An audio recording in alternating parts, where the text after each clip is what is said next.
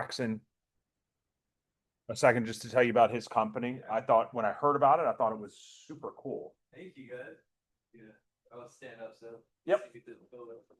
But yeah, our business is pretty much called Dumpster Bags. Like I was telling y'all, engineering students, me and my buddy, my other buddy just graduated Villanova with his engineering degree, and we were able to build and patent a giant crane and throw it on top of a 20 cubic yard roll-off dumpster. So we have a giant, roll-off dumpster truck with a crane. And pretty much how it works is it's in our name, it's dumpster bags. We found a better and more efficient alternative to your waste removal.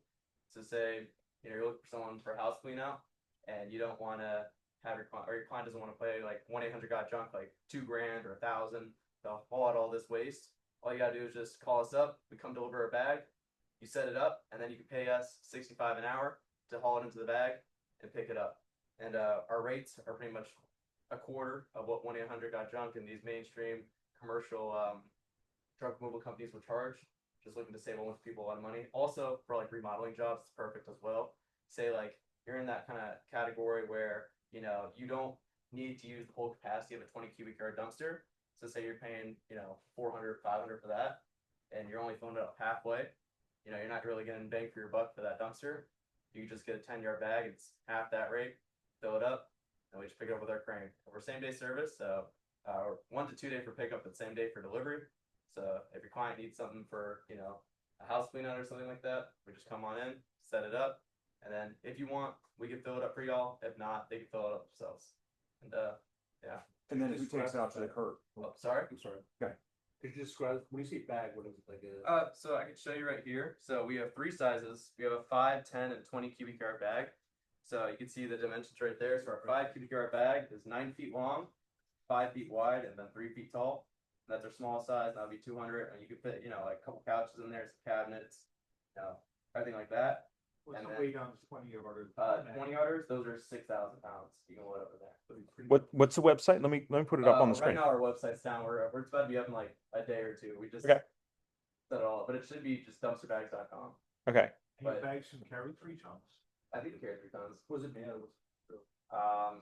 It's Irwin Stones. When you get a shipment of stones from there, Yeah. those white bags. Okay. Same material, but we were able to just make the bags a lot bigger. So you fit a lot more waste in there. Yeah. So this is Yeah, that's exactly what the truck looks like. And you can see those are the 10 cubic yard bags. That's a deck company we work for. So after their jobs, they just throw the debris in there. And it's perfect because, if they don't want to walk a lot, they get set up on the lawn.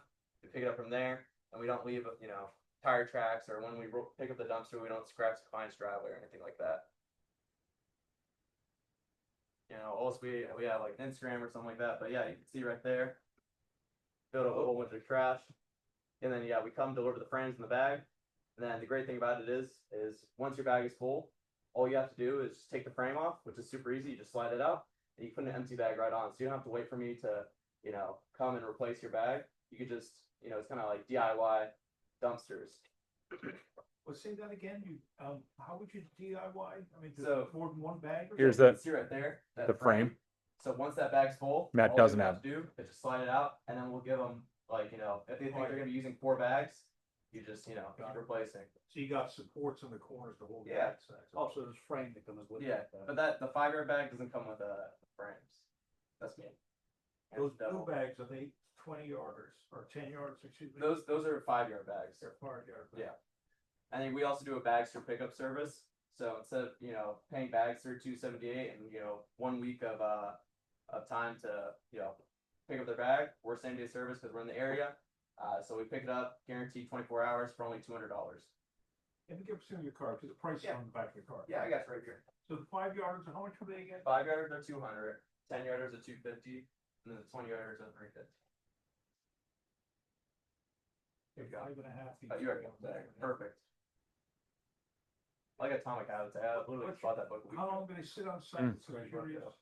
Sorry. How long, what's your maximum time on site? Oh, they can be there as long as you want. No, you pay rent if they're there longer? Nah. Yeah. That's cool. Yeah, I mean, this is really interesting, Thank you, appreciate it. Also, too, you have to, sorry, Joe. Yeah, go for it. Yep. Sometimes with the bigger dumpsters, because we dealt a lot, Yeah.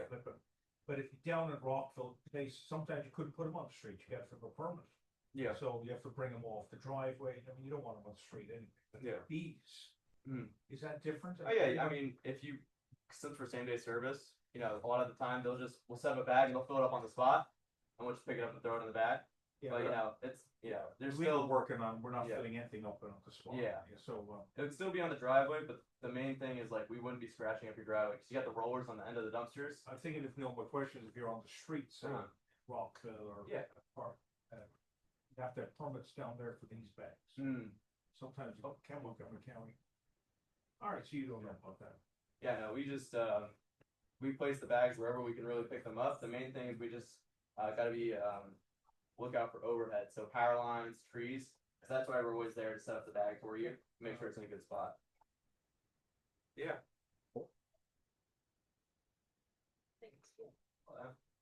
So it's one Yeah. price that includes dumping fees. Yep, pickup, dump drop fee, off. pick up everything, pick up delivery. And then if we need you to come and clean out at 65 an hour. Yeah, 6 5, or we just do standard junk removal.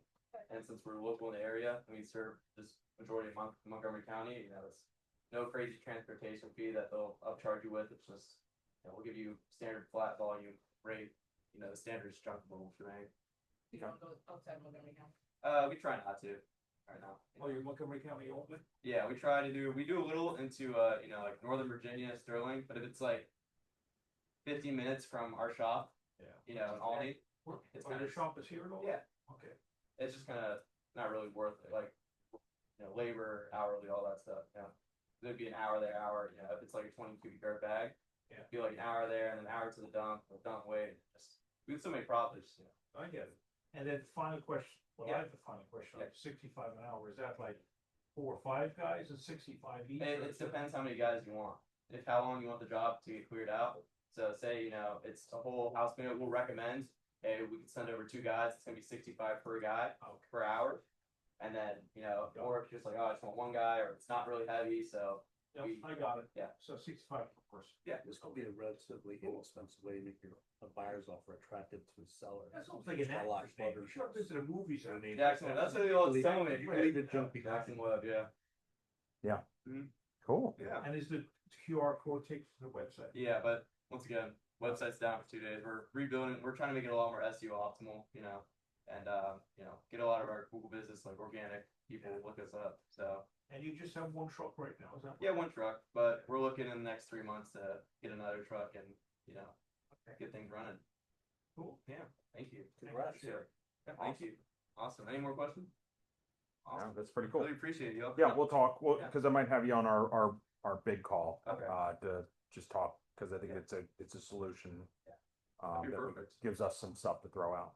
Also, there's Chick-fil-A over there if you guys want. Oh, wow, you can come back anytime. Yeah.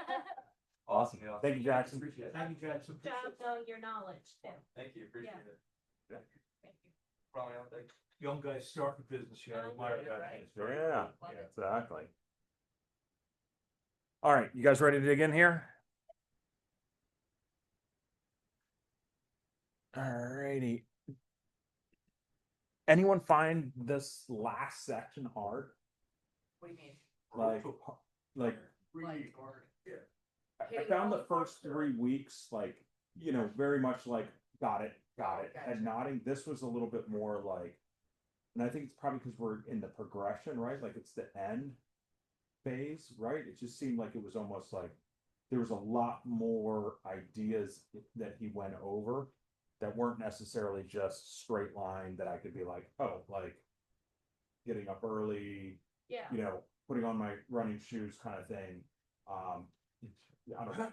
Maybe that was mine. No, I agree with you, because like in the beginning, it's teaching you how to start the habit, which anybody can start. It's very easy. But this really covers how to maintain it, how to keep it going. Yeah. This is where you have to find, this is where the pain comes in, and They put a lot on the table. yeah. Become complicated, I think. Let's dig into this. Chapter 16, how to stick with good habits every day. Easy, right? Yeah, I mean, I look at No, the paper Yeah. clips and the marbles, and I'm just like, no, I just would not. I don't see myself ever doing something like that. Okay? I get the visualization of it, but it just seems like, why add one more task to your day? exactly, and I think that is the struggle we do have. Yeah. Well, the solution was habit stacking. After I finished reading the chapter, I'm gonna put a marble into the car. But for me, this was an eye opener because, as I mentioned last week, or the week before, I quit smoking. Putting the $4 in the shoebox every day to supplement my buying a pack of cigarettes. That whole action, that whole visual thing, is what helped me significantly because I saw the money accumulate in the box. I guess for me, it's more so I'm gonna stop habit tracking digitally through my phone and do it more tangibly, do it like more like in a book. And something more visual that's more tangible And have you guys gone to his website? It's got a full resource page. What's that? I was getting ready to. Yeah, so he's got all of these resources there that he keeps mentioning in the book. So benefit one, habit tracking is obvious, right? He talks, keeps you honest, right? Like that's the accountability part, right? Like, and I think, again, like if you were running, it depends on how you prospect, right? Like, because it could be, well, I'm gonna spend this next hour prospecting, but there's times I've also like, I've spent the hour looking people up and like going down rabbit holes and then making one call as opposed to my goal is 5 calls, right? Like I think that's where it keeps you honest as to what your real objective is. 2, habit tracking is attractive, right? There gets to be a little bit of, I guess, a game to it. Habit tracking is satisfying, process driven rather than results, right? Be the person who doesn't miss workouts. What I wrote in my notes. Is there a more positive spin on that one? What's that? Is there a more positive spin on that one?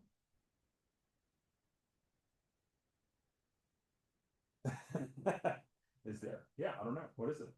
Because you don't wanna, it's always, I don't miss workouts is a negative, so that's all focusing on actually missing the workout. Yeah. Right? Yeah, I think you talked about this a little bit later on when it comes to identity, and then without pigeonholing yourself too much into the identity, right? On a person who works out. Like I'm a healthy individual, right? Or Or even, is a win three out of 5 days in the week, or, whatever your goal is, how a person works that. yeah, Well, Joe, I was thinking, with our family, I have some box checkers. And I have 2 engineers in the family, and they're definitely systems and all that, so. And then we have others that are just more like their father, and, so the box checkers, they're doing their tasks, they got their goals set up for the day, and they're checking that off, but it's all part of their process.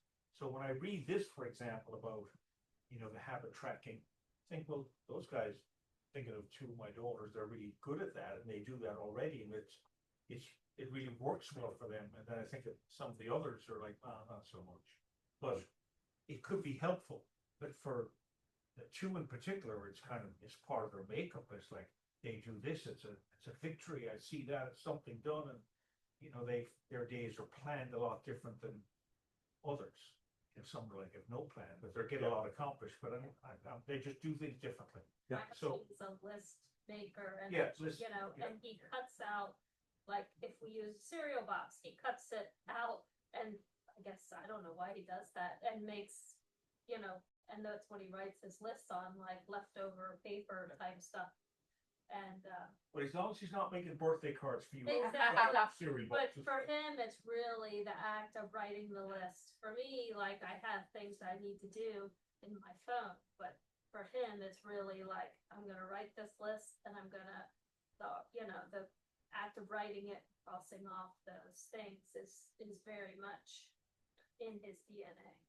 Well, to finish my point, is really have to go to, at the end of what we studied, is that so for my 2 girls that are good with this, it works with them, it flows with them. Remember, he talks about earlier, some habits that they don't work and they're just don't do them.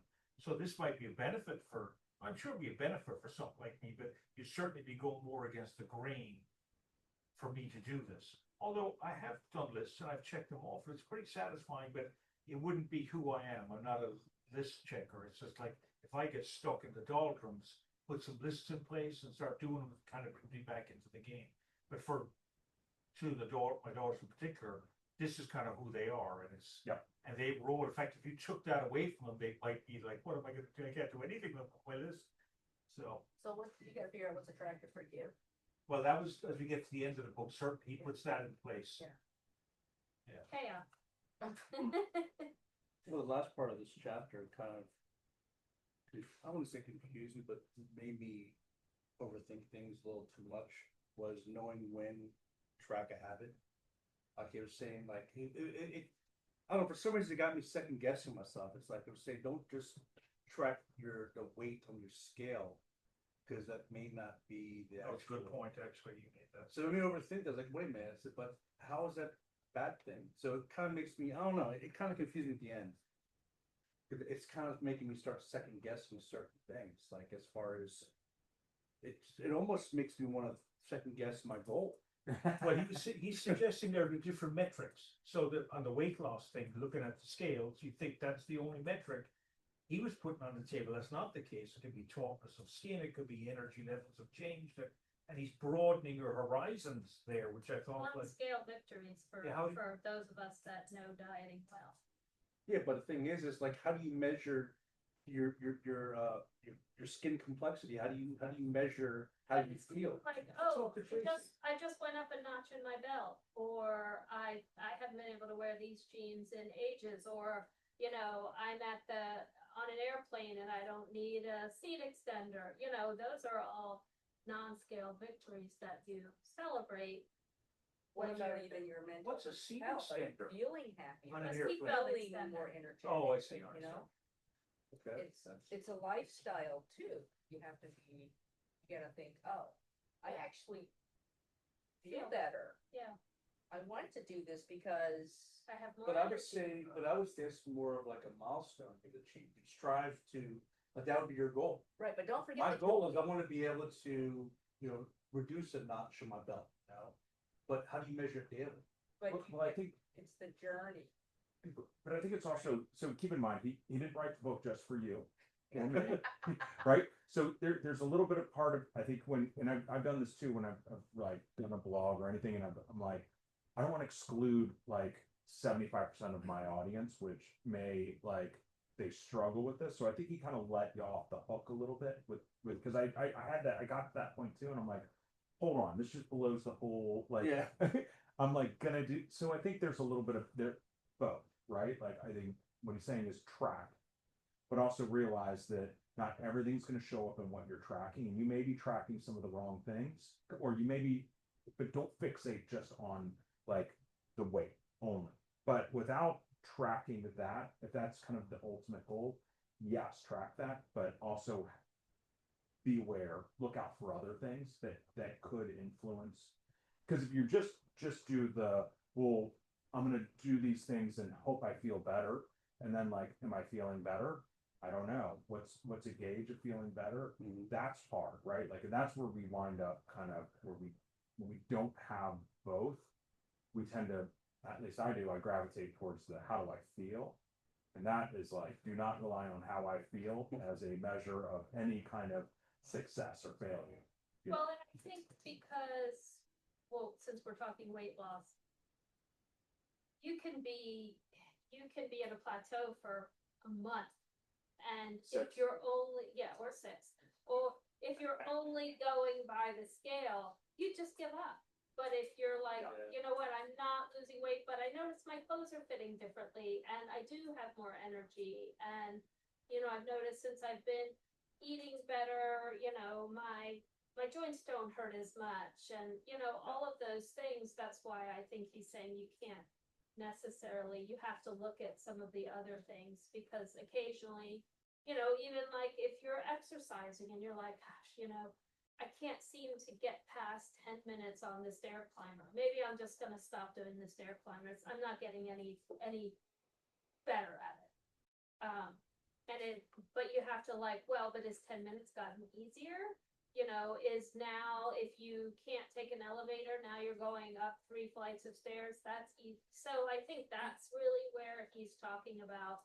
You may not see that one metric improving, but there are other parts that are. Makes sense. And then at the end, you know, successful people rebound, right? Like you know, it's the workouts on or what you do when you're not feeling it that matters more, right? Because when we're feeling good, anything's possible, right? Like we've all been to many motivational speakers, and I think he talks about this a little bit. Like passion is fleeting, right? Like it's and jumping ahead that boredom thing, like being able to suffer the boredom of this or suffering through the not feeling good to get up. That's really where you break through, I think.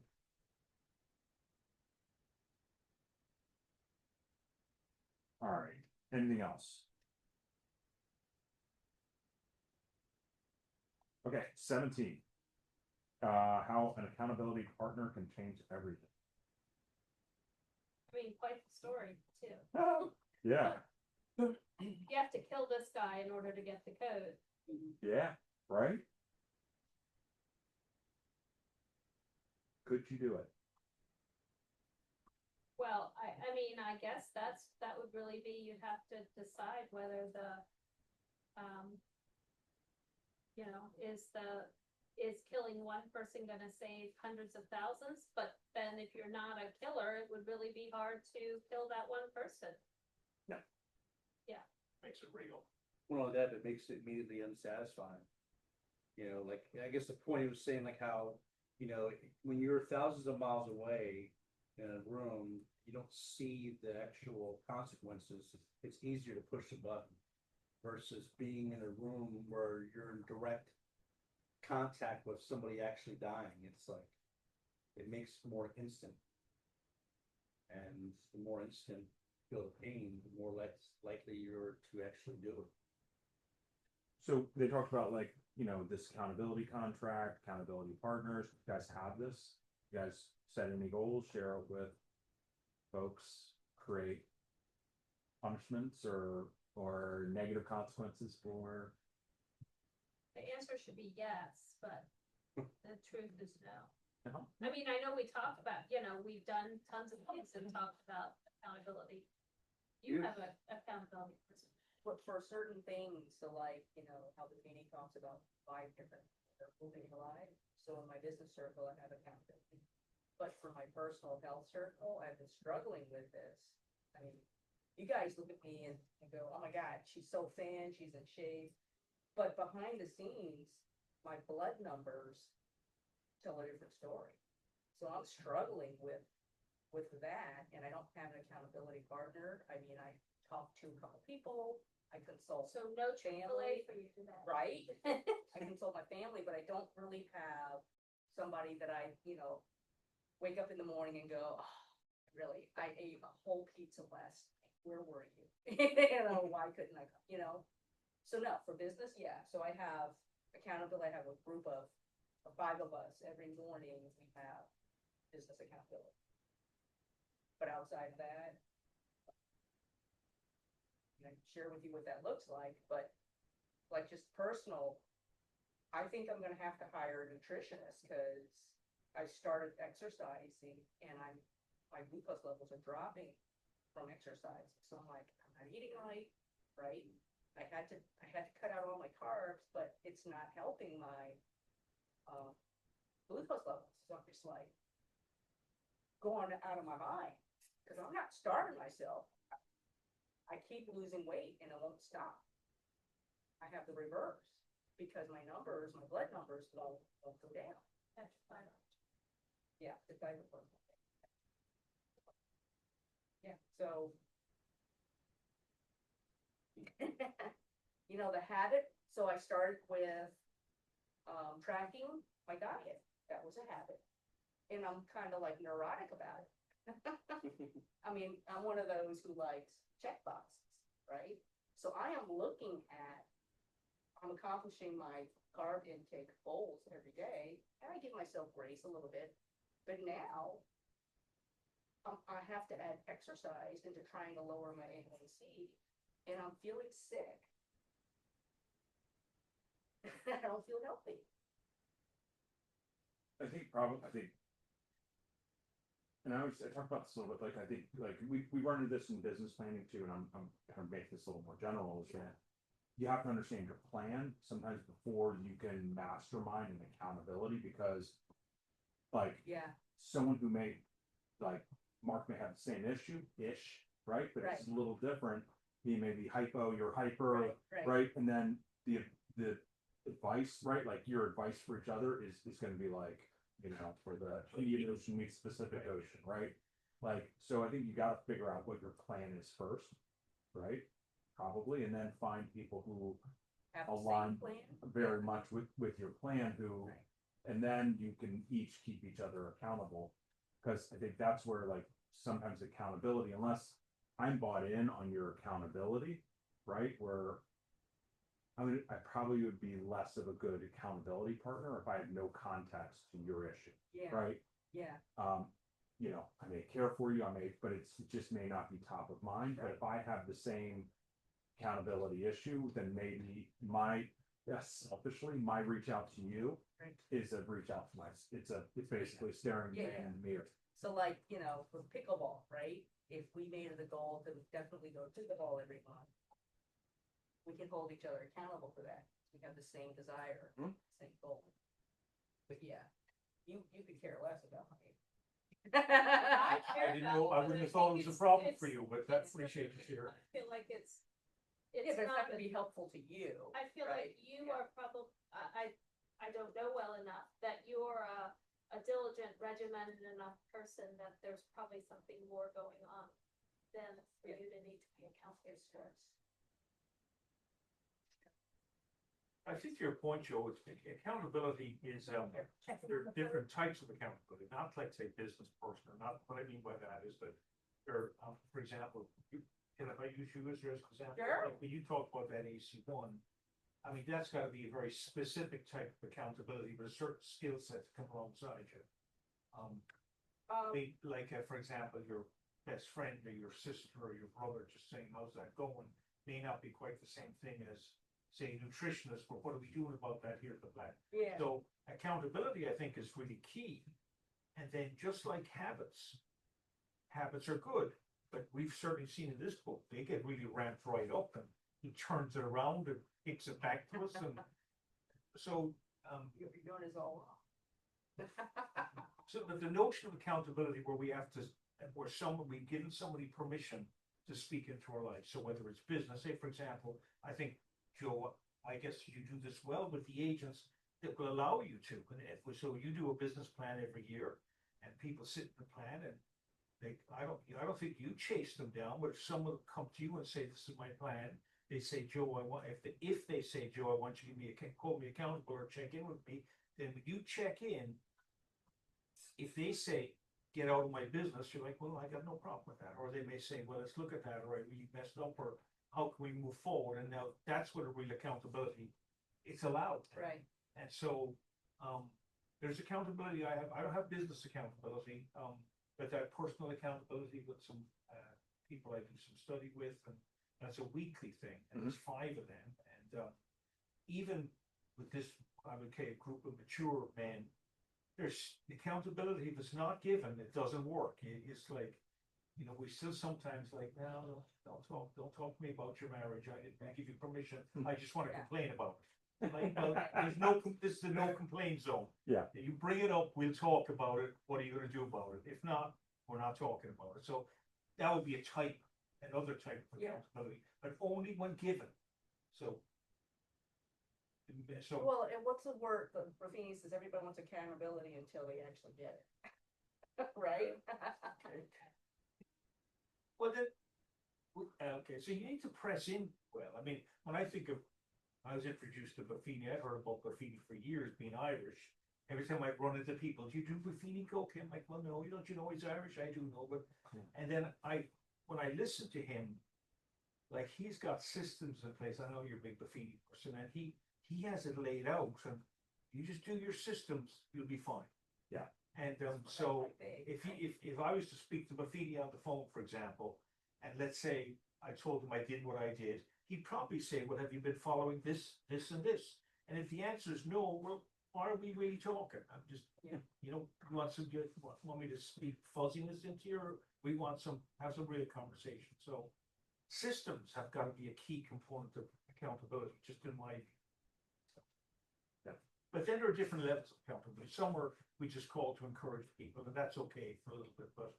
Yeah. Like, anyway, Well, I use it for showing up, that's good, right? yeah. Cause if you don't show up, you're not gonna start. And so just having someone to hold you accountable, basically just have me show up.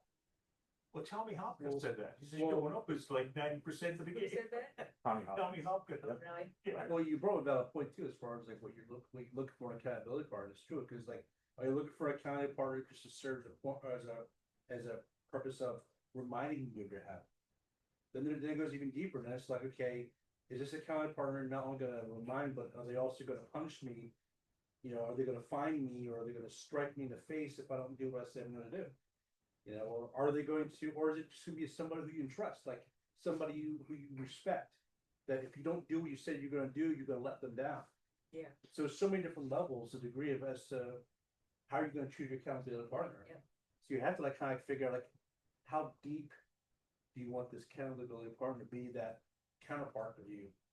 Or how involved are they? I think that's a really good point. Yeah. But it evolves, would be my guess, and as you, well, it evolves. There's nothing wrong with that, so it may change. So how you might be, in my view, you might be at a level where you just need to be encouraged more regularly because no one ever encourages you.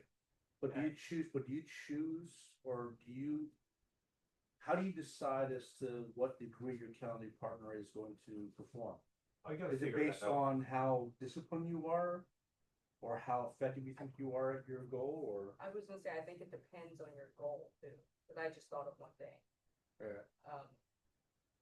My goal was always to pay taxes quarterly, right? Being self-employed, a lot of people don't do that, so I have my accountant who's sending me bills. So that's your accountability partner. Yeah. So, it just depends on what your goal is.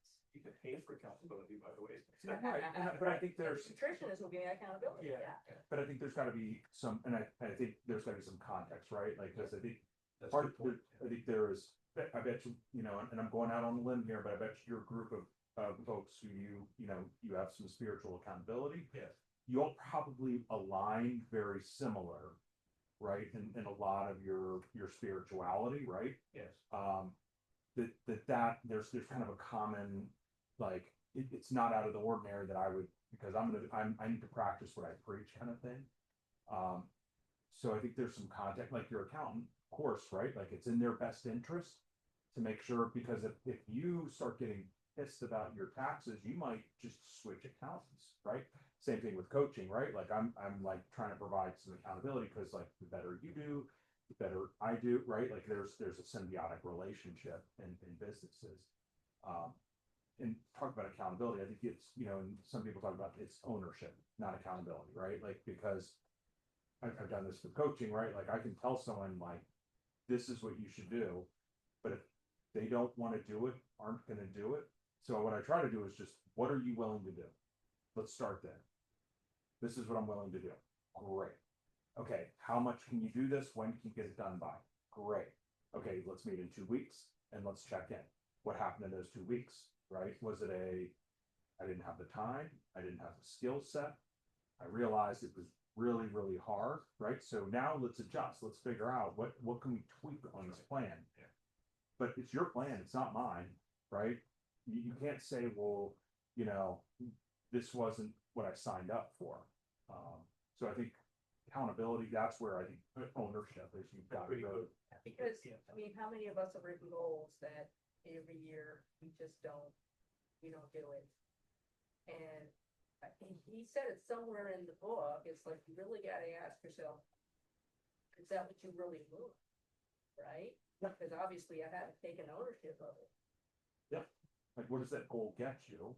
And are you really like, because again, well, I wanna make $250,000 because that's what top producers in my office make. Right, like, what's the content, you know? Yes, it's good. Oh, yeah. Thank you. Oh, I got, Yeah, yeah. okay. All right, that was good. 18. The truth about talent. When genes matter and when they don't. This is, we're getting into advanced tactics.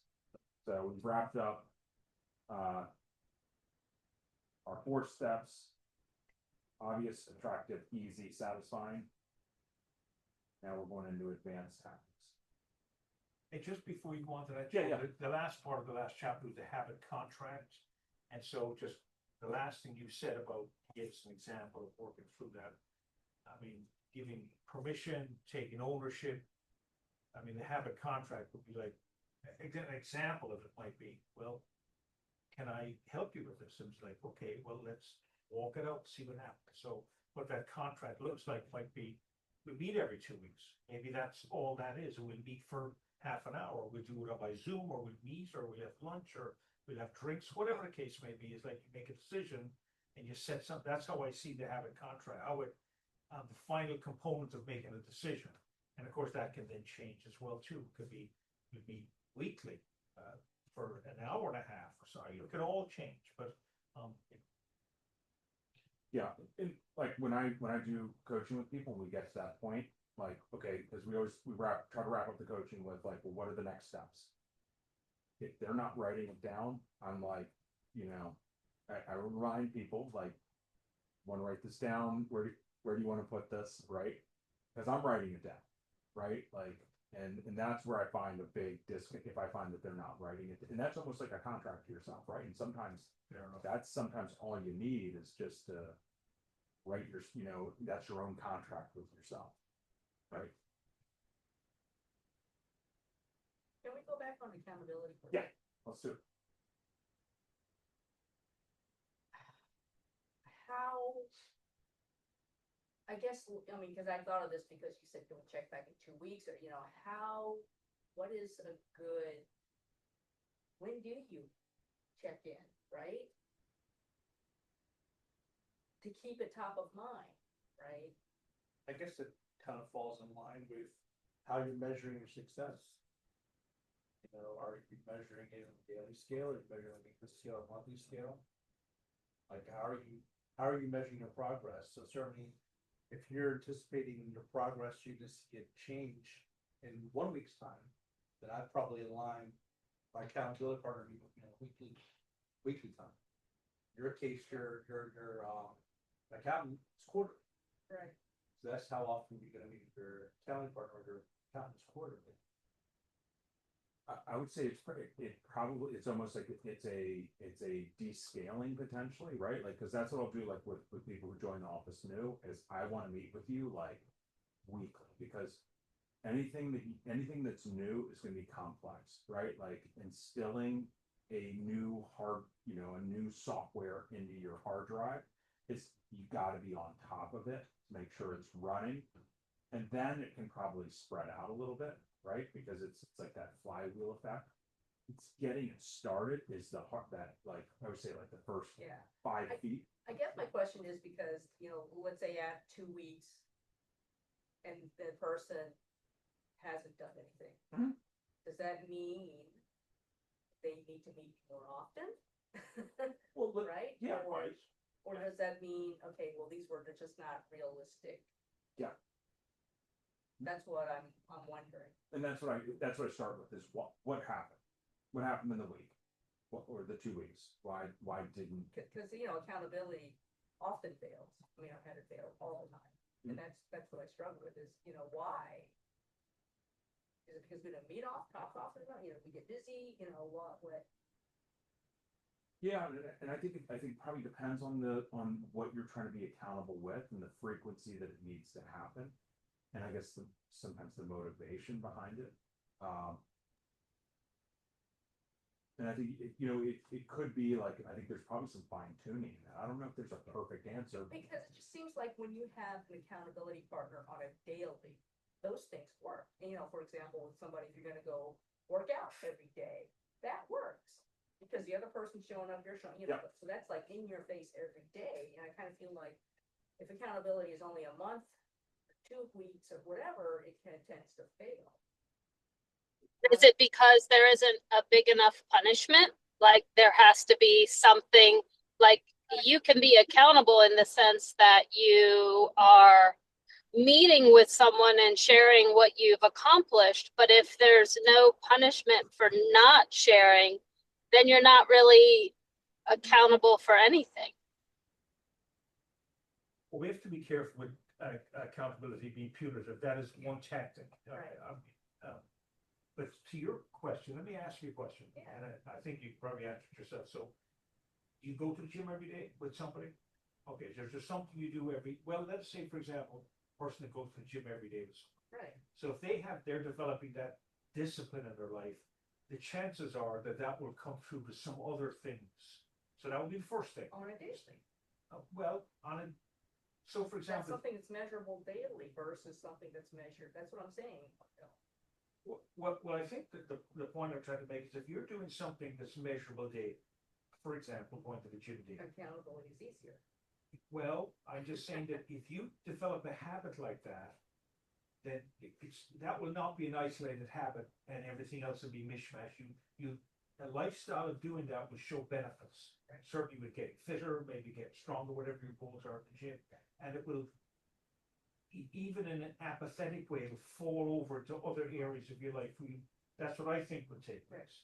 So just even developing one significant habit, like the gym or something, would have positive knock-on effect with other things. Right. But your point about accountability is that I think that if you see, in my opinion, if you see accountability working on a daily basis, if you see results for that, you'll start to bring it in a different way. So not everything needs to be daily, in my view. I think you're saying that maybe it does. So whether it be with the system of working, like go back to Buffini, he talked on the Buffini webpage. Every day it tells me, it lists my 5 guys to call, my 5 notes to send, and the Popeyes. And so I can do that. Or I can choose not to do that. Postpone. Or I can postpone. I don't want to call those people. Like I called them like last week, I'm not calling them again. So there are some systems that can be put in place. So Buffini would argue, I believe he would argue, that if you do your systems, the business takes care of itself. Right. So there's a kind of an accountability. There's a mindset that there's an idea that's sold that works if you just do it. If you go to the gym every day, whether you go with someone else or by yourself, it can't but not work. I'm pretty sure you're going to be fitter. You're going to have better stamina. You're going to have better everything. Well, I think the frequencies have to line up, right? So for instance, so I'm just thinking like in a business situation, right? Like where daily accountability would work is I need to role play before I start making my calls, right?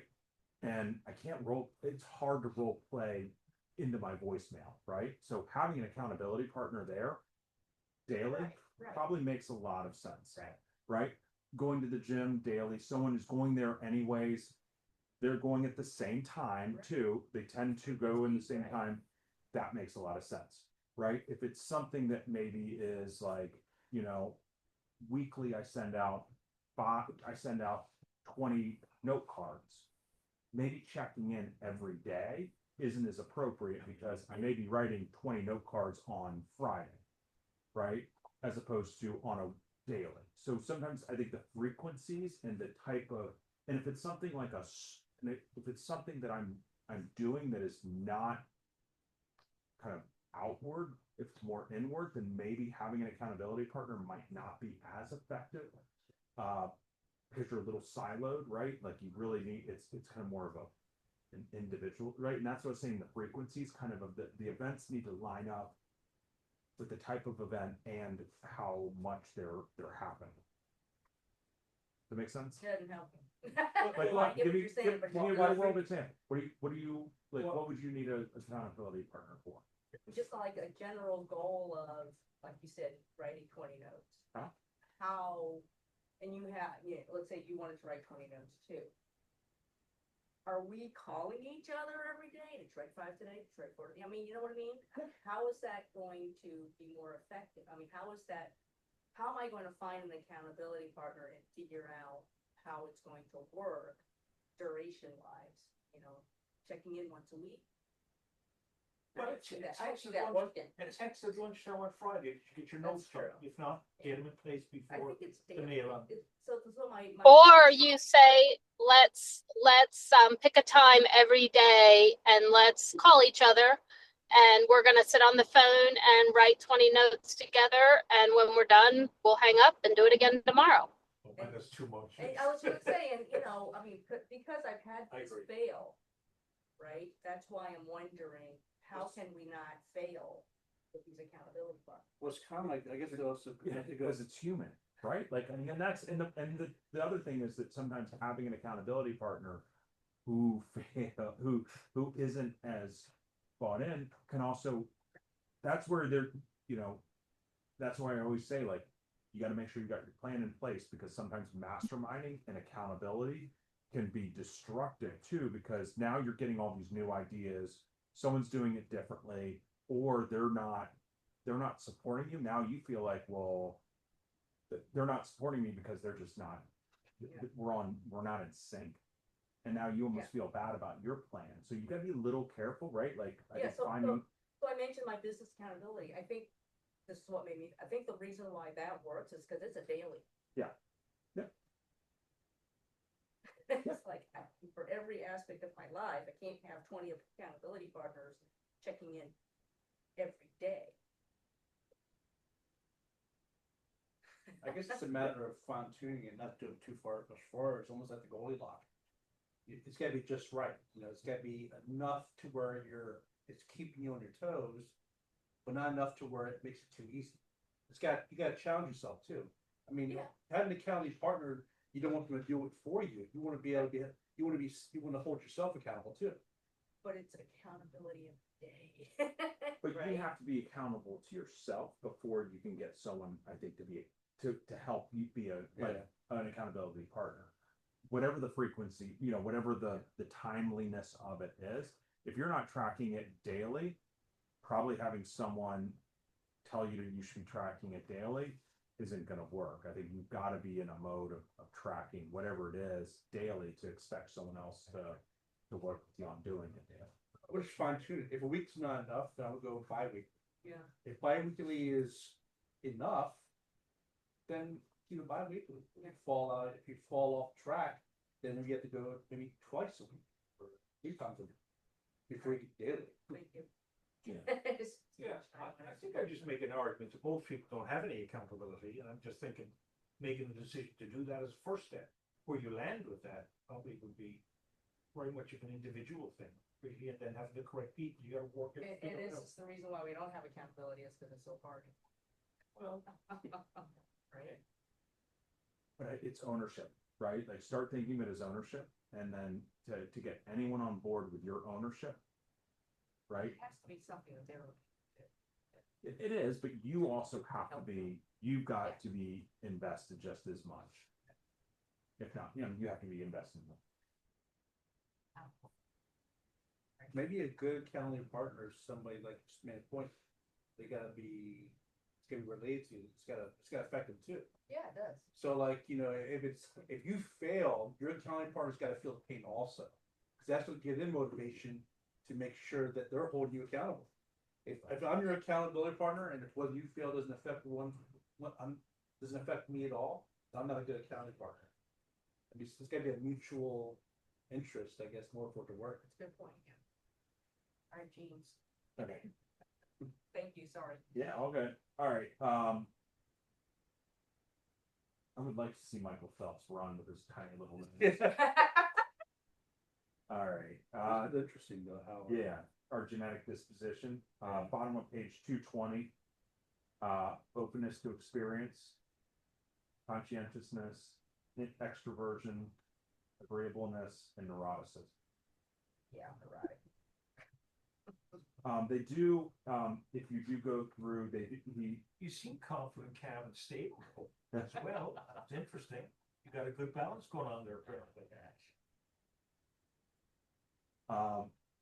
You have feelings of neuroticism. We're not neurotic, right? Isn't that what we were learning The about therapy identity? sessions begin.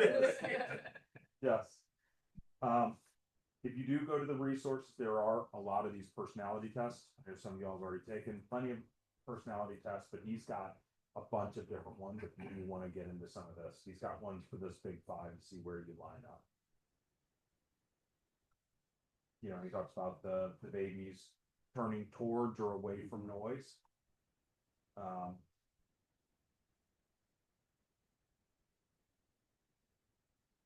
You know, a person who scores low on conscientiousness, for example, will be less likely to be orderly by nature and may need to rely more heavily on environmental design to stick to good habits. This chapter kind of makes, made me reflect on the earlier chapter, when was talking about set yourself up for success by, you know, I guess, working with your environment, you know, make your environment work for you. And this is the same thing. It's like, you know, basically dealing with the hand you were dealt with. If this is what you're dealt with, make it work for you, not against you. Yeah, this, and again, I had like a but, you know, and I think this is, he's talking out of both sides of his mouth a little bit in this chapter. And again, this is why I guess this is the like more advanced tactics that I think you have to be like prepared for some of this. Habits need to be enjoyable, right? But I think you also have to choose your part. Because I think sometimes everyone wants everything to be enjoyable, and then there are times when we have to lean into some of the hard things, right? And it gets into that too, going into the 4%, you know, like challenging yourself. But I think you got to listen to this a little bit with a filter on too.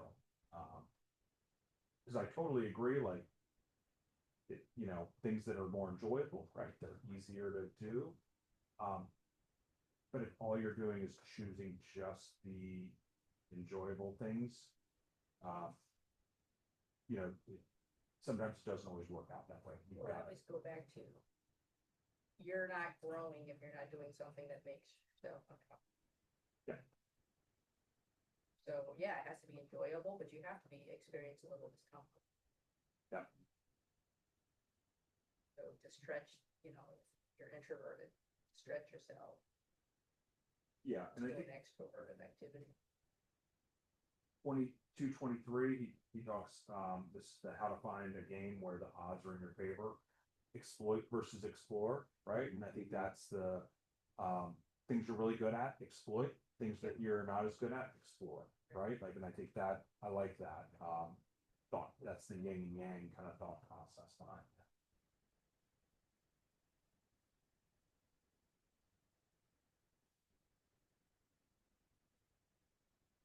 I think that's gonna be very difficult, though. That would be, this is where I started to go off the rails a little bit, when I started to get stuck in the explore, exploit, which one am I at, where am I going? It's, You gotta have fun.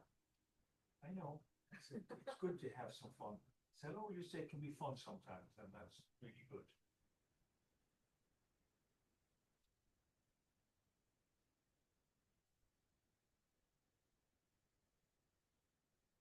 So what comes naturally to me? In sales, you mean? No, right, so you were talking about how the two daughters doing the checklists. Yes, So you just gotta figure out what comes naturally, right? yes. It's helpful to, you know, if you're an athletic personality, that's, they tend to be a little easier to spot. And with their systems that they're doing things and more orderly and, like my two that are like that. I mean, they're my kindred spirits, even though I'm completely opposite. Their mother doesn't get along with them as well, but every other child is like my kid's best friend. It's just, Cause they're like you. I don't know, I don't know about that, but these two are a little different. They're, I think, I mean, they were straight A students, they college paid for everything, as the rest of us are a mess, you know. Right. It's but serious. gosh, it just sounds, you know, you keep saying it's a mess, but there's got to be such Why a would it be great funny? positive, Yes. right, spin on it too, that. Well, when you see something that's opposite, for example, I think sometimes excuse me, just in my opinion, there's like a desire to be a little more orderly. A desire to be, kind of have your act a little bit together in terms of doing things. Even though you may know, I speak for myself, it's like, "Man, I don't really want to do that, that's just too much work, I really like wear a mask." And so the growth part would be, well, need a little bit of that in your life. And so when it comes to business, for example, you can be flippery gibbeted, you can have the personality of whatever, but that'll only take you so far. You better have some systems in place. And so then the analytic, that type of things that you must do, you need to put some of those systems in place, just to have, you don't have to have a great balance. So I would look at my two daughters and think they're a little bit out of balance. I mean, they're a little more awkward socially, interestingly enough. You know, if you met them, they'd sit in here, they'd chat with you for about 15 minutes, 20 minutes, 30 minutes. They're like, they don't want to be here anymore. You know, they're gone and it wouldn't be as much fun. Whereas the other kids, man, you'd think they were realtors after spending an hour with you. You know, they knew all about real estate. Yeah. Just different. And so I think I started that with, when you see some traits that people, you think, well, I'm not good there. I like to have a little bit of that. That's what I kind of started with you on that. Well, my big aha moment in this chapter was the Dilbert cartoonist. He's not the best artist in the world, That's really good. and he's not the best comedian in the world.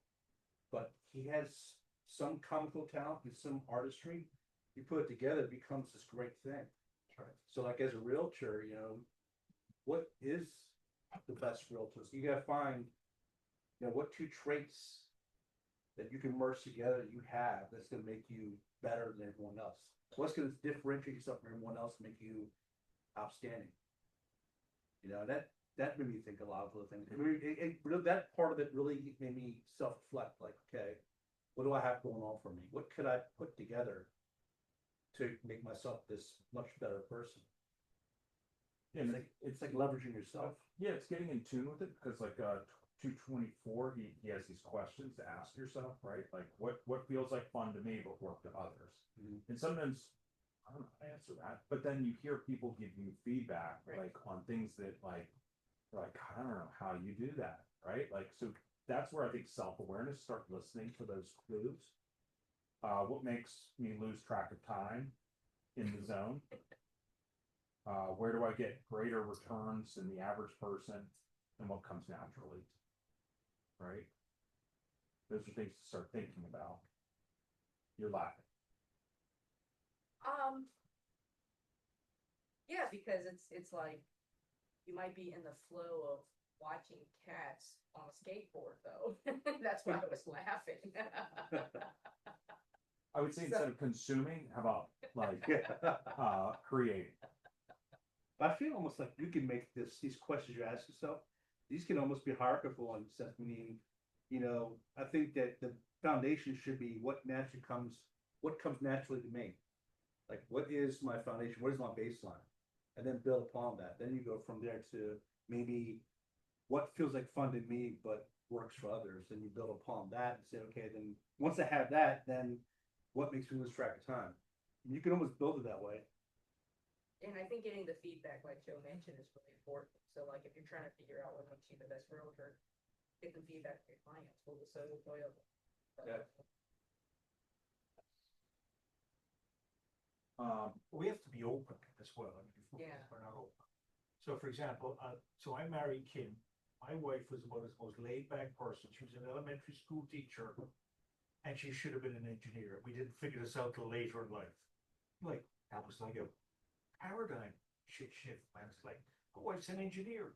She's not this like brilliant elementary school teacher, which she was, by the way. But it's like, that's not who she is. It was the purpose. But being open to her family, were all engineers, by the way. So it's kind of the genes, but you know, we need to be open. So we may not be all we think we are. And what happens when we figure that out?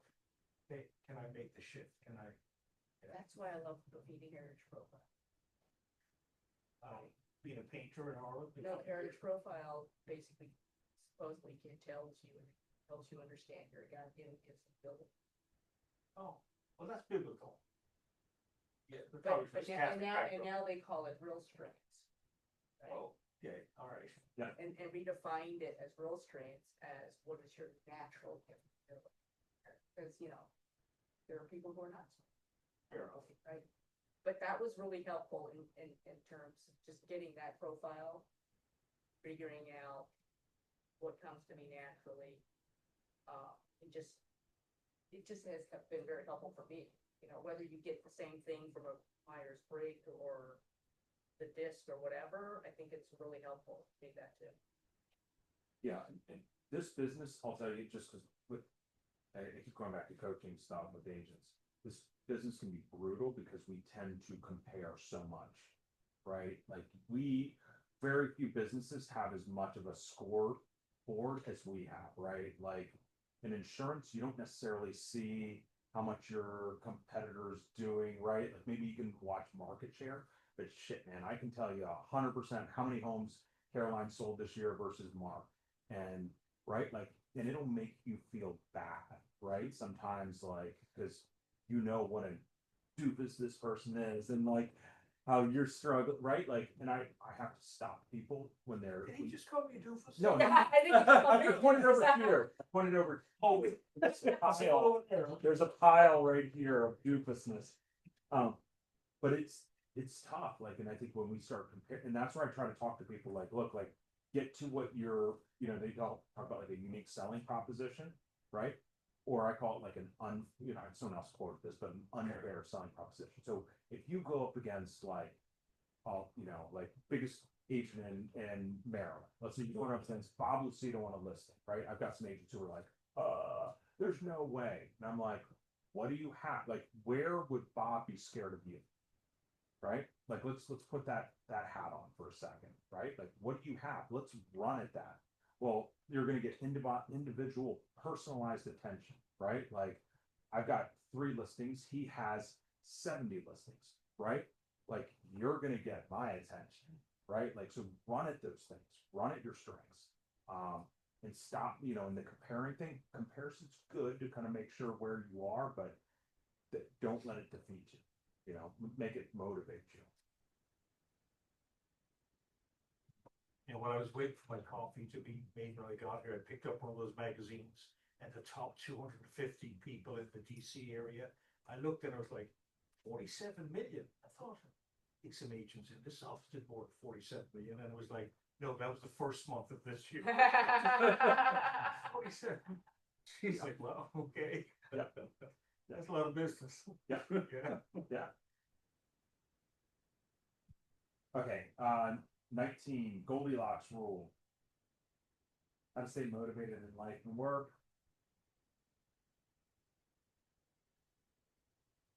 I loved it. I mean, I absolutely love this. Because I've had a hard time understanding. I thought it was just me, right? Like, I started playing pickleball and I was having fun with it. And then I played with some guys who were really good. And I literally never, ever want to play it again. Right? It was just it was like playing Michael Jordan of like pickleball, like made me feel so bad. When literally a week before I was like on top of the world. So Like golf. oh God, yeah. Well, golf's yourself. You're the doofus in golf. You're the only one you can blame. But it's finding that optimal difficulty zone that it's not too difficult, not too easy. I love that.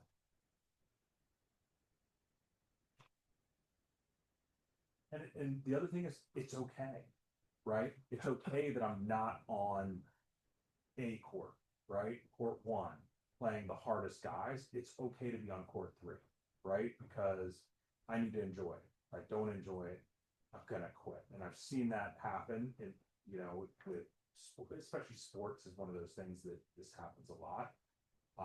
But I think it's just kind of building up a little bit of a mental, like, it's okay. You know, you're good enough to do this because it's a progression. Mental on managing expectations too. But for me, how it relates to this chapter was, I'm a musician, I was drums, and when I was growing up through my teenage and young adult years, you know, playing how I got better at drumming, I practiced every day. But the thing is I had to make it challenging and fun enough for me to want to practice every day, or else I just won't practice. Because who's gonna sit and just hit the same beat over and over again? You're gonna get bored. You're just gonna stop doing it. But then you gotta make sure that whatever you're practicing is challenging enough to where you're interested, not too challenging where it's gonna make you like not wanna even try, cause it just seems impossible. And how I practice every day was I would pick a song. I'd pick a song that I wanna learn on drums, and I played very well by ear. I would listen to it on the radio, and I'd try to play exactly what it was on the radio. But if it was too complicated of a song, I'll sit on my drum kit, try it, and I'll just give up. It's like, there's no way I can get this rhythm down. But it had to be, I always picked songs that was just challenging enough to make me want to practice, but not too challenging to where it was like, it seemed impossible to even try to practice. So like for like Steve Martin, like the whole story just made perfect sense how he just got to where he was at. I was trying to guess who that was. Yeah, I was yeah, too. yeah. It said Saturday Night Live. Okay, who is Saturday Night Live? Steve Martin is definitely good. Very creative and inventive, a lot of goofy stuff. Bottom of 232, this is straight out of Ninja, right? We talked about the System 1 and System 2. In that flow state and that efficiency, you know, where you push stuff off to, you know, to your System 1, you know. And again, we talked about this in it's all coming full circle, right? Yes. Never split the difference, right? You can only handle one problem at a time, right? So the more you can in the background run a, you know, kind of some systems going on, the better you are going to be handling that problem. And I put in here, don't wait to be handed challenges. And I think that's that 4%. I think what happens in business a lot of times is we get stuck at that, like, I'm good enough, things are running smooth. Don't fix what's not broken. And then all of a sudden, like, a shift happens. Well, we've all seen the shift happening for the last 6 months, right? But now it's you know, it's that last straw, right? It's the last coin that now feels like, oh, it has changed. And I think if you are looking at creating these incremental changes in your business and in your life, I think you don't get caught by this, like, oh my gosh, things just changed overnight, because rarely do things ever just change overnight. I think it's we lose focus of the changes and we just cocoon back into, it's working for me right now. I'm not gonna bother with these other things. I think like we saw, Joe, last year with the changes that were taking place, certainly there was a major emphasis from our office, from the cup of Joe, to bring people up to speed and walk that out. And then doing business with people, like, holy back, they don't know what's going on. And so in using the lawsuit as an example, you know, certainly you did a good job, great job keeping us in the game and forcing the conversation and having the dialogue, and letting people be uncomfortable, speak it out, then encouraging them that, well, this is how it is, let's get moving. And then we could see that in our business, that was the same for, well, some cases. Sure. Just didn't know what was going on.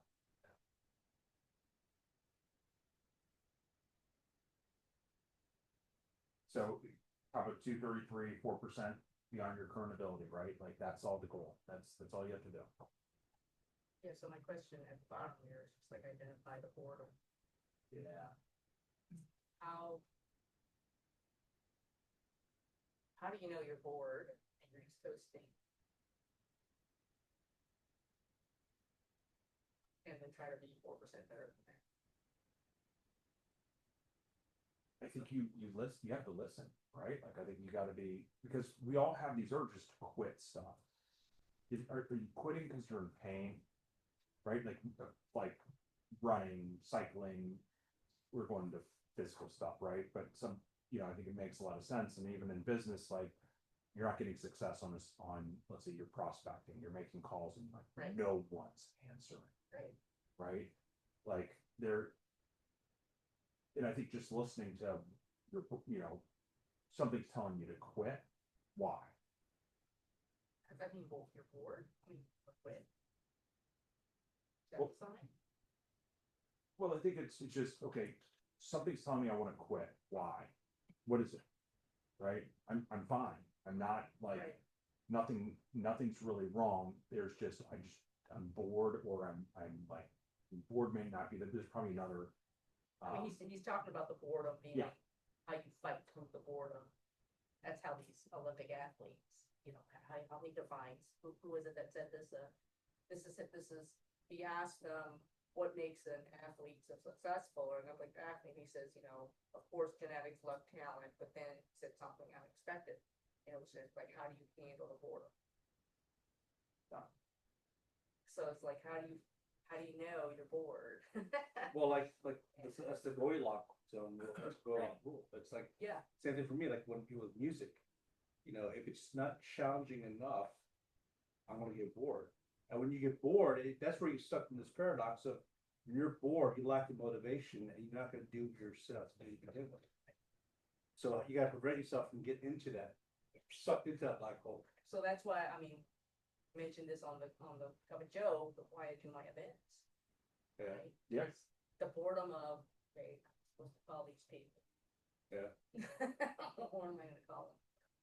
Right, and that, doing the client appreciation events is so uncomfortable.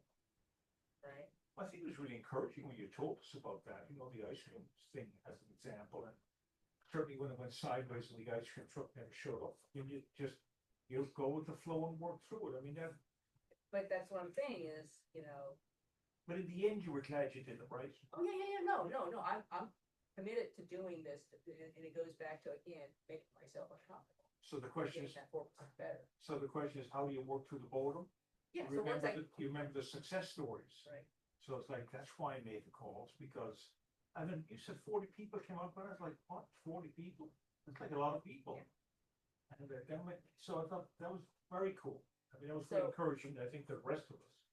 Yeah. But we need to step up our game a little bit here, and, when you're spending time with 40 clients, you're much more likely to get a referral in that week than when I wasn't with my 40 clients and wondering why I'm not getting a referral. So it was good. It was great. It was good. Glad you did that. That encouraged us. I just wanted. oh, thank you, alright.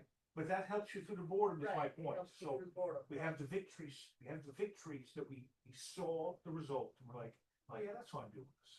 Cause I think the boredom right now in the summer is to not do anything. Right, everybody's on vacation, Yeah. I think that's a true sign of, So you have to keep doing something. you have to keep doing something, yeah. And you all ever study Malcolm Gladwell stuff? So he talked about like children's development in school. He said where they've seen the largest leaps in children's development educationally is during the summer. That's when kind of people back off. And those kids who continue to they're not necessarily like going to summer school and crushing it, but who are reading or continue to do stuff as in a sense, competition, their peers who aren't doing anything slide back, right? Like, and that's where, like, and I think sometimes the summer stuff, like, this is where you can make some strides by just sometimes not necessarily like adding on this, adding on that. It's just doing what you're consistently doing, you know? And that's one of the like latent kind of things, because now your gap between what I'm doing is really, really boring compared to what I'm seeing everyone else doing right now. Yeah, and then look at that, it's probably, and I think to Mark's point, like that faith that look like this is what happens when I do this stuff. This is the change that I make in my business and other people's lives. Yeah, cause they mentioned, getting amped up, you know, getting all passionate. Yeah. And that's, When I think of it, I don't wanna walk this out, but those 40 people or so. I'm like, who else was calling them out to take them out for ice cream? Nobody. So it's not about my business and me being in my business. It's like you create these bonds with people that are like, I said, someone's paying attention to me, and this is really cool. And sometimes that's just okay. My business will grow from that, obviously, but I think it's okay. So And then if you want to see boredom, like so in July is the Tour de France. The most boring thing in the world, they cycle around the whole country for a month. But if you don't finish a stage, right? Like there's all these quitting points. You can't make it onto at the end. You cannot race at that. You can't just take a stage off. So you know, and I put in here like it's suffering sometimes, right? Like I think sometimes some of our it's a suffer fest, right? Like, and that's what they talk about a lot. And in the Tour de France is it's just those who can endure the pain of the monotony of that, like just flat ride. And some of them, like there's the big contenders. There's a lot of stages that they're like they're just trying not to get hurt, Right. but they still have to finish the race. They have to finish it in a certain time, so they can't take a day off. You know, and I think some of it is that's Not sure there's a lot of flat stuff in the Tour de France, Joe. I mean, a lot of mountains. there is a lot of flat stuff. Is that right? Yeah, Okay, yeah, I would have thought that. because they have the sprinters and whatnot. Yeah. But those sprinters too, then they have to climb the big mountains, and they don't want to do that. Okay, So it talks about novelty, like the boredom, What's that? novelty at the bottom of 234. Novelty to fight the boredom. Oh, the video games. Yeah, everything, you know, this is why these are so habit forming, because of the novelty of them.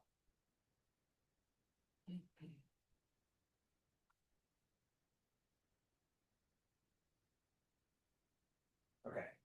20 downside of creating good habits. Oh God, he's talking. Is he talking us out of this now? Yeah. At the end of the book. It was a joke. Yeah. I'm just kidding. Don't even try it. Gotcha. Keep your read. um, again, I put in here habits create efficiency for thinking. You know that's that mastering one habit, but then linking the mastering that one habit to mastering that, right? Like the stair step. And I think Buffini talks about this too. A lot of coaches do is like you do wind up plateauing sometimes, right? Sometimes you go down as you start a new one because it takes resources. Starting anything new is hard. It's complex. You're slower at doing it. And that's why a lot of people quit, right? When starting something new. And like Brian Moran in 12-Week Year talks about this. That there's this like unconscious confidence that you have, right? When you're starting a new project, you're like, yes, I want to do a farm. I'm going to knock doors. And then like the first door that gets slammed in your face, it's like that, like, whoop, you just dropped like precipitously from where you started this unconscious confidence to like conscious, you know, like conscious unconfidence, right? Like immediately. And that happens a lot of times when you're starting something. You suck, right? Like that's a hard thing to recover. Well, just sort of we touched on the Pat Riley, Yeah. BBE, you know, being self-aware of, you know, knowing, understanding your baseline and where you come from, and then being better, 1% better than your former self. That's kind of helps you. I guess that kind of helps prevent the unconscious or the conscious. What was it? The conscious, I like this. When we look at the Pat O'Reilly business and think of some of the great coaches working with like these professional teams, we've no idea how excellent they really are, even the mediocre. Well, in relation to the very finest athletes. I mean, someone, you know, professional basketball player, you have to be like one of the top athletes around. Even if you know some of their names, and never will, because someone told them brilliant, but because of the system. I would hope the 1% change that some of these people want to really step it up. But Larry Bird, for example, he was I first came to America. One of my buddies was Philadelphia, and Dr. J was a superstar with the 76ers, and Celtics were doing really well. I read stuff about Larry Bird. He was this guy who even looked like a basketball player, brilliant. But Larry Bird's three-point shooting was like one of the best in the game. But when you unpack that and read about him, he was on the court practicing his three-point shots when others hadn't even arrived at the stadium for the game yet. And there was some soccer players, Cristiano Ronaldo, staying on the field for hours afterwards, practicing free kicks. These are the very finest of their sport, and they're doing more work than anybody else, and they've elevated it way past. This, by the way, is where I lost it completely. I was just trying to figure out how to get some good habits in place. Yeah. Mastery was not in my Yeah. skill to do anywhere, but Yeah. it's, Yeah, and that's what I was saying. This last section kind of yeah. that I had to reread and re-listen to a couple of these chapters. I did throw up here like, and if you want it, I've got a thing called an AMP scorecard. This is out of The workman. Workman. Yeah. So basically, it's a report card for your business. And I think having some objective feedback on your business is always important. You know, I think it's always a good thing to do. And I always talk about it like whenever you set like your first budget, sometimes you just throw a number up there. It's usually the second year that it really matters when you reevaluate. But this basically you grade yourself on how you do. Because I have a question in here on 244, like what are our metrics, right? Like how do we really grade ourselves? Because if it's just volume and transactions, I don't think I think that can be shallow, right? And it could be commissions then, right? I think those are the big three, like, kind of metrics, but there's so much more to our business. And if you're ever going to improve your business, we have to dig into to a certain extent, what Pat Riley did, right? Dig into those things and find out what are those, like even in Workman, he's got like, what is it? The one more thing, one more time. Yeah. They had a higher score. Yeah, like so you know, like you have a daily scorecard that you score how you did today.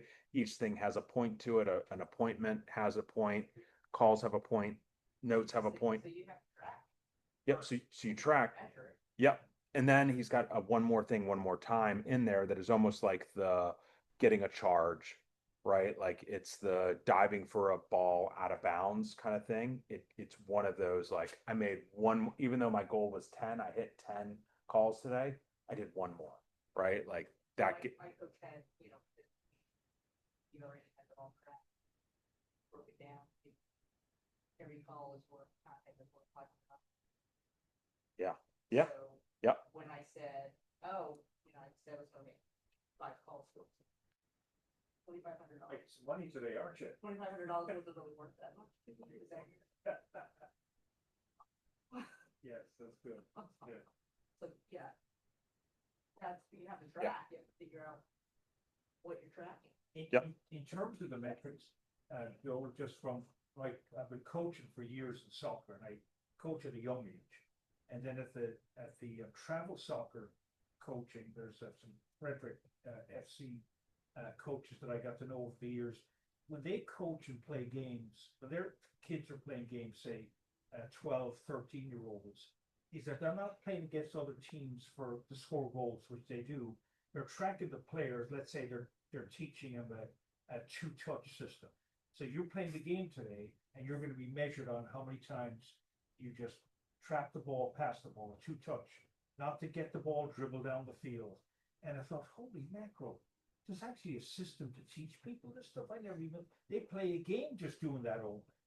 And so, I think, it's your metrics. What are your metrics? And so these coaches at this age, that they're training kids to develop skill sets that they work in a team session later. Like, for example, coaching we always did was we're train a team. But at certain ages, it's all about individual skills, and when they get a little older, we'll integrate them into team. And so, which that is another problem, by the way. But if you want to train for specific skills, you put them on the field for 40 minutes doing one thing only. And I thought, I only learned that about 6 years ago. I didn't even know that was a real thing, but that is a real thing.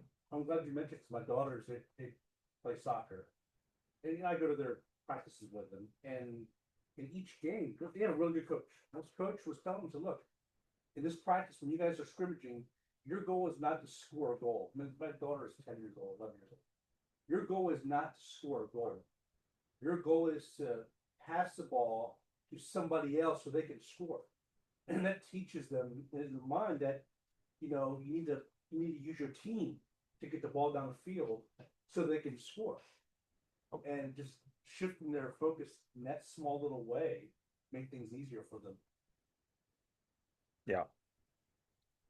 Actually, you want them to learn their own skill set first, so Yeah. then they could be a team player. In all honesty, like and I think that's what soccer's going through, this kind of transformation in coaching, where parents get pissed when it's like, well, we don't look like a good team, right? It's just individuals playing.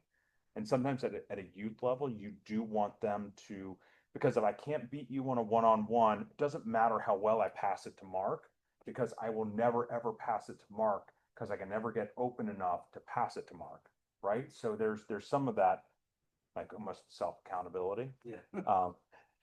Anyways, There's many layers, there were way many layers. Yep. but the metrics is the key. Yep. What are your metrics? So what are our metrics in our business? I think where you started with that, it's like, and whoever could have thought in the game, just doing 2 touches, the metric for me to see how I can get good with that, and so. So like this AMP scorecard looks at your CRM. You know, it looks at your marketing plan, looks at your lead management. This out of the way. Transaction management, business management. And it is in a hierarchy. CRM's at the top because they believe that if you don't have a good base of your foundation in your CRM, so if I'll send this to you guys, and again, you can kind of look at this as far as having more metrics than just, you know, goals scored, games won, right? Like, okay. Running out of time a little bit here. Anything else in this last chapter? Well, I think that the whole point of this chapter was telling where it's not good to have, where it's almost like telling it's not good to have a good habit is the point of when you have a good habit, when you have a habit that works for you, you're so used to it to where you can't change yourself. Like, how to explain this? I know what I want to say, but I'm trying to figure out how to put it in words. So basically how, like, I gave an example of if you're a veteran, you're a soldier, and if your identity is so wrapped up into your habit, if that habit changes, so is your identity, you have identity, and you can fall into a rut. So you have to like separate yourself from, you gotta separate your identity from the actual habit. And change it's really interesting how they explained it, like how instead of identifying yourself as, what was it you said about as far as a veteran or soldier, like where instead of identifying yourself as like this war hero, you identify yourself as what was it? Well, while you're looking. Oh, it transfer. I'm a great soldier to I'm the type of person who is disciplined, reliable, and a great on the team. So you got to shift your identity to that, not the soldier. So earlier in the book, didn't you, one of the paradigm shifts for me was, what is your identity, and identifying your identity. Now he's taking it away or redefining it at the very end, and so. I guess it's more so of make sure your identity is transformational, where it can be not. Yes, It's versatile. It's not just one well thing. said. It can be applied to many other things. It allows you to evolve your habit to something else, so you can continue to compound your habits and become this great being. Yeah, no, I agree. Yeah, like I think Apple's vision, it's not like, you know, they started off as just a computer company, right? Yeah. And I think there's just something like we design useful tools to improve people's lives, Yeah. right? It's not we make, you know, laptops with keyboards so you can answer emails, right? And I think sometimes and I think that's the, you know, like making sure your identity is one that can evolve, but yet not be too big that you don't know what you're doing, right? Before Apple designed a product, their goal was to design a product that cannot live without. You should have done that well. Yeah. Yeah. Yeah. Right. All right. right, and then lastly, conclusions. Right, make it obvious, attractive, easy, satisfying. There is no finish line. And then in the appendix, there was little lessons from the four laws. I would encourage you guys, if you hadn't read that part, that was really, I thought that was cool. Couple quotes in here. Happiness is the space between one desire being fulfilled and a new desire forming. Right? Yeah. Happiness is not about the achievement of pleasure, but about the lack of desire, right? But we're not having for long, are we? Right? It's a little philosophical there in the end, I think. Though. Hell yeah, Yeah. right? Oh my gosh. Yeah, the end of the book was like, Such a pragmatic book to start with. yes, right. Yeah, right. Oh, tracking, great. I got this. And I was like, oh gosh. So, cool. Thank you guys very much. I appreciate going through this. This was really cool. We're taking the summer off. Well, I think we'll probably pick up in September. I'd like to, so I'll throw some things out there. I don't know, we've done all male authors, maybe female author, just to throw that idea out there. Couple books people had put on there, like Mel Robbins, her Let Them is one that's come up. Eat And- the Frog is a pretty interesting book. It's a short book. Though. Yep, Eat the Frog, yeah. Depends if you want more like true business improvement or just whole family, personal, spiritual.